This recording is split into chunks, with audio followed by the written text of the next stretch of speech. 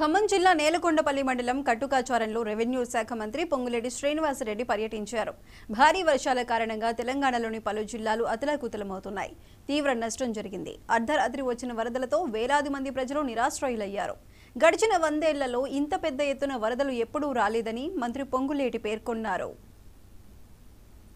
భారీ వర్షాల కారణంగా తెలంగాణ రాష్ట్రంలో చాలా జిల్లాలు అతలాకుతలమవుతున్నాయి.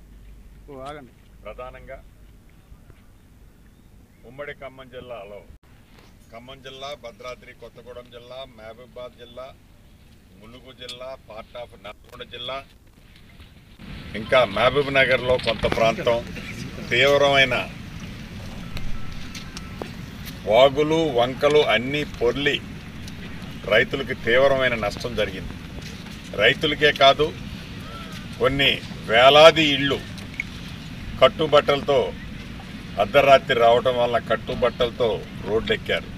నాకు తెలిసి గడిచిన 100 సంవత్సరాల్లో ఇంత పెద్ద వర్షం, ఇంత ఉధృతమైన ప్రభావం ఈ ప్రాంతానికి రాలేదని 100 ఏళ్లు దాటిన పెద్దవాళ్ళు చెప్తుంటే విన్నాను. ఆంధ్రప్రదేశ్లో కృష్ణా జిల్లాలో ఏ రకంగా అయితే విజయవాడ పరిసర ప్రాంతాల్లో వరద ఉధృతంగా ఉందో అక్కడికి వచ్చే వరద మొత్తం ఈ ఖమ్మం జిల్లాలోని ఈ పాలేరు నియోజకవర్గం నుంచే అక్కడికి వెళ్తుంది.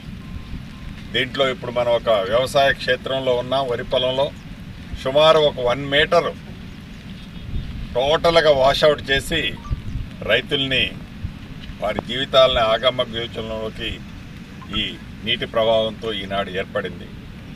నిన్న మొన్న గౌరవ ముఖ్యమంత్రి రేవంత్ రెడ్డి గారు ప్రత్యక్షంగా రైతులకు ఏ నష్టం జరిగింది, ఇళ్లలో నివసించే సామాన్య ప్రజానికానికి ఎంత కష్టం వచ్చిందో ప్రత్యక్షంగా వచ్చి చూసి చెల్లించిపోయారు. రాష్ట్ర ప్రభుత్వం కూడా రైతులకు అండగా ఉండాలని ఈనాడు ఆ దిశలో పయనిస్తుంది. అతి భారీ వర్షాల కారణంగా తెలంగాణ రాష్ట్రంలో చాలా జిల్లాలు అతలాకుతలమవుతున్నాయి. ప్రధానంగా ఉమ్మడి ఖమ్మం జిల్లాలో ఖమ్మం జిల్లా, భద్రాద్రి